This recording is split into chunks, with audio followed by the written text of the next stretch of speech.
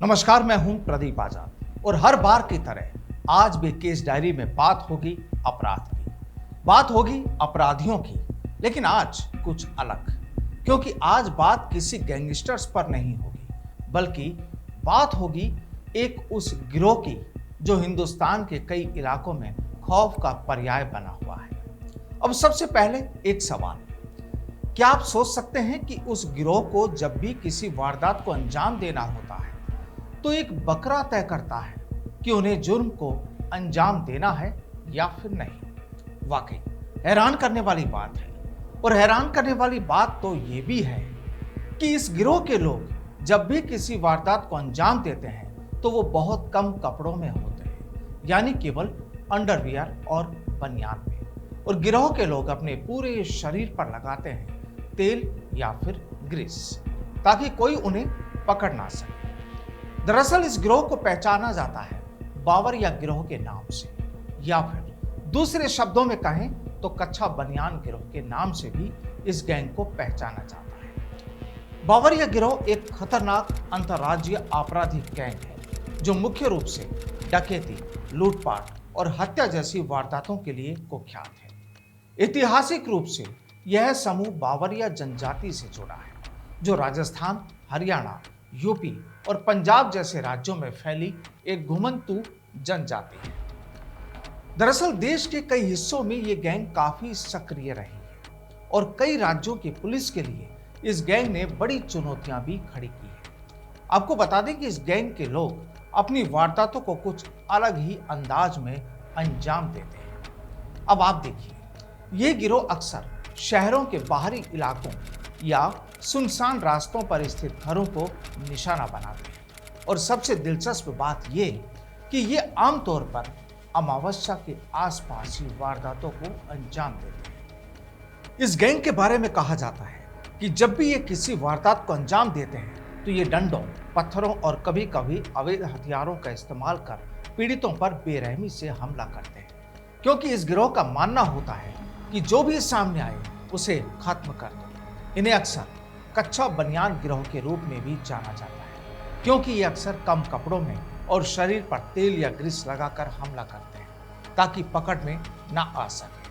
और सबसे बड़ी बात तो ये कि ये गिरोह एक स्थान पर टिककर नहीं रहता। वारदात करने के बाद ये तुरंत दूसरे राज्य या दूर दराज के इलाकों में फरार हो जाते हैं, जिससे इन्हें पकड़ना मुश्किल हो जाता है। तो आइए अब आपको बताते हैं कि आखिर ये बावरिया गैंग अपनी वारदातों को अंजाम कैसे देता है।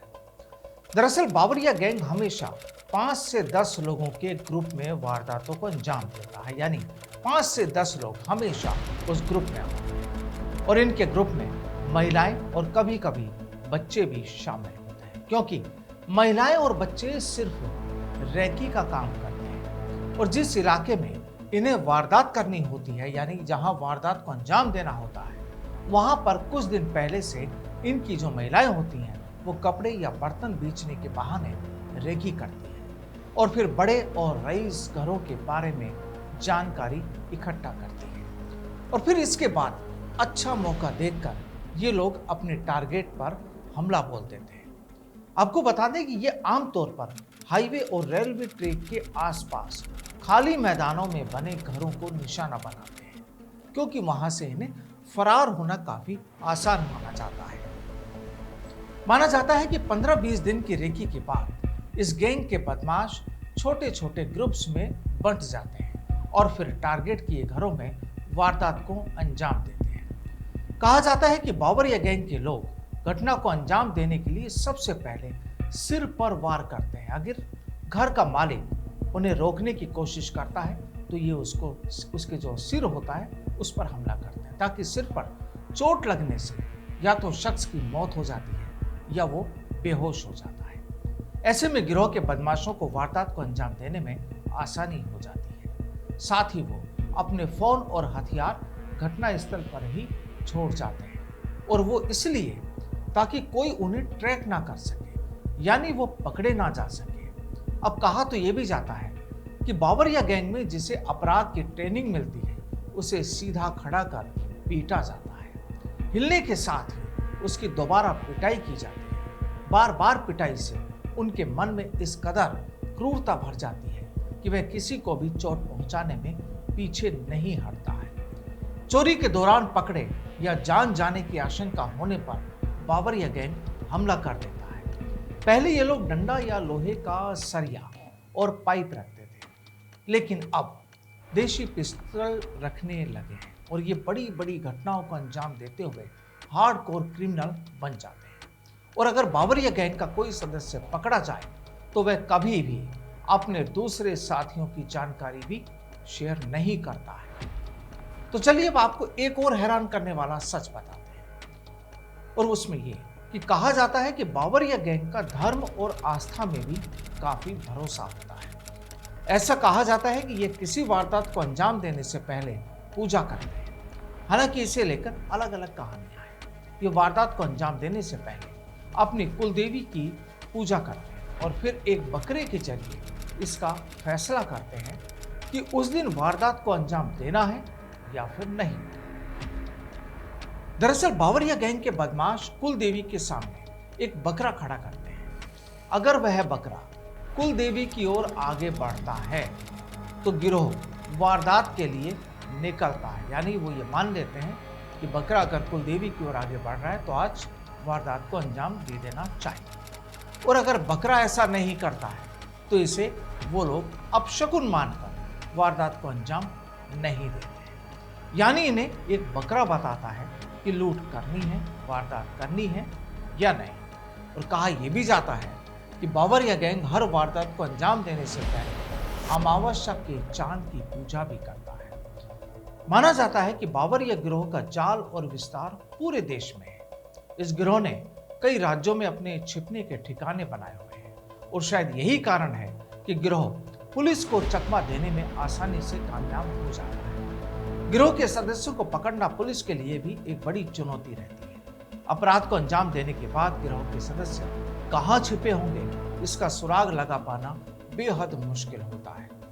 और बताया जाता है कि कई राज्यों के घने जंगलों में भी इनके छिपने के ठिकाने हैं। इन जंगलों में परिंदा भी पर नहीं मार सकता। ऐसे में पुलिस को इनकी खोज मुमकिन नहीं तो मुश्किल जरूर होती है। ये गिरोह किसी वारदात को अंजाम देने के बाद किसी अन्य राज्य में छिप जाते हैं। गैंग इन जंगलों में वाहनों का इस्तेमाल नहीं करता, बल्कि जंगलों में घूमने के लिए गैंग के लोग घोड़ों का इस्तेमाल करते हैं, क्योंकि जंगलों के घने होने के कारण वाहनों के बजाय घोड़े ज्यादा सुगम और सहज होते हैं। आपको बता दें कि वारदात को अंजाम देने से पहले इस गिरोह के लोग अपने पूरे शरीर पर तेल या ग्रीस मलते हैं ताकि पकड़े जाने पर फिसलन की वजह से आसानी से बच निकले। ये गिरोह जब भी लूट को अंजाम देता है तो सिर्फ नकदी और गहने ही लूटता है, बाकी किसी भी चीज को हाथ नहीं लगाता।